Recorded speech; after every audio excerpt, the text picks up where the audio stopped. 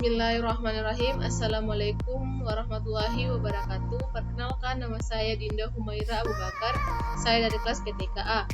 Baiklah, di sini saya akan menyampaikan sedikit materi yang akan saya bawakan. Langsung saja kita mulai.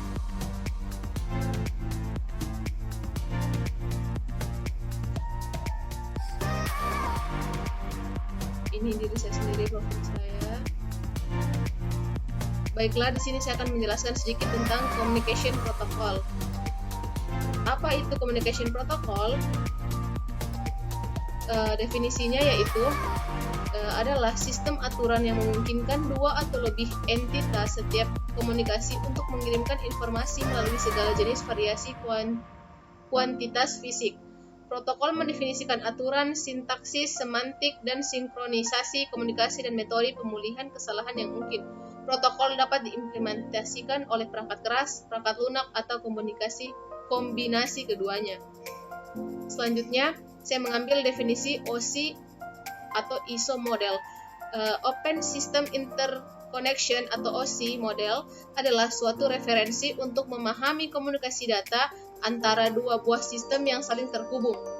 OSI layer membagi proses komunikasi menjadi 7 lapisan, di mana lapisan 1-4 dinamakan lapisan bawah, 5-7 disebut lapisan atas, dan selanjutnya. Kemudian fungsi protokol.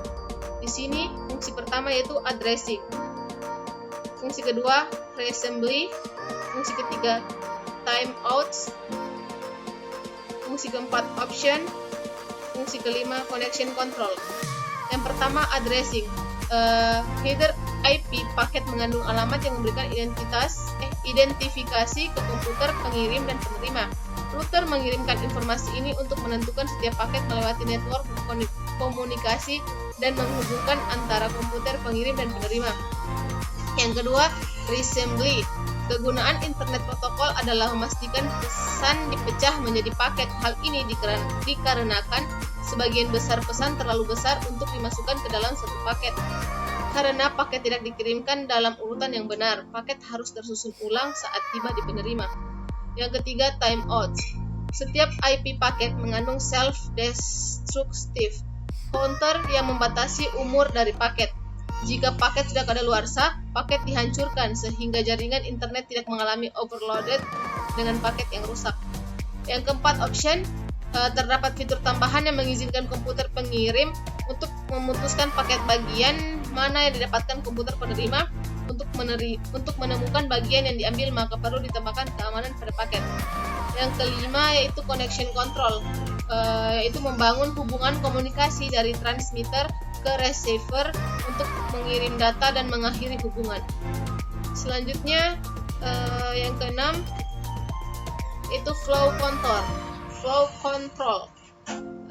mengatur perjalanan data dari transmitter ke receiver yang dilakukan dengan satu persatu guna membatasi jumlah data yang dikirimkan.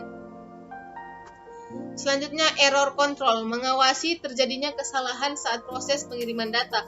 Jika terdapat kesalahan, maka paket akan langsung dibuang. Selanjutnya fragmentasi, yaitu connection control proses di mana pihak pengirim membagi informasi yang dikirim menjadi beberapa paket data. Dan yang terakhir, transmission service, memberi pelayanan komunikasi data seputar prioritas dan keamanan data.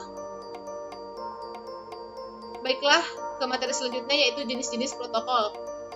Di sini ada TCP atau IP, Transmission Control Protocol, dan Internet Protocol merupakan standar dari komunikasi data yang dipakai oleh komunitas internet. Selanjutnya ada UDP. UDP atau User Datagram Protocol adalah transport TCP IP yang mendukung komunikasi yang unreliable tanpa adanya koneksi antar host di dalam suatu jaringan. Selanjutnya DNS, Domain Name Server, adalah distribute database yang dipakai dalam pencarian nama komputer di dalam jaringan menggunakan TCP IP. Dan selanjutnya ada HTTP, berasal dari Hypertext Transfer Protocol yang merupakan protokol untuk mengatur komunikasi antara klien dan server. Jenis-jenis selanjutnya ada SSH, SSH adalah sebuah protokol jaringan yang memungkinkan terjadinya pertukaran data antara dua komputer dengan aman. Selanjutnya ada Telnet, Telecommunication Network. Di sini dikembangkan pada tahun 1969. Telnet memiliki standarisasi sebagai IETF STD8 yang merupakan standar internet pertama kali.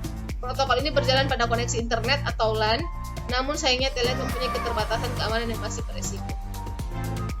Dan yang terakhir, OSI Layer. OSI Layer merupakan standar komunikasi yang diterapkan untuk jaringan komputer.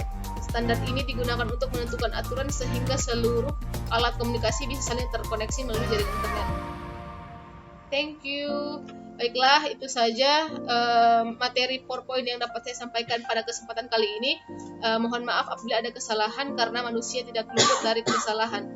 Baiklah, Assalamualaikum warahmatullahi wabarakatuh.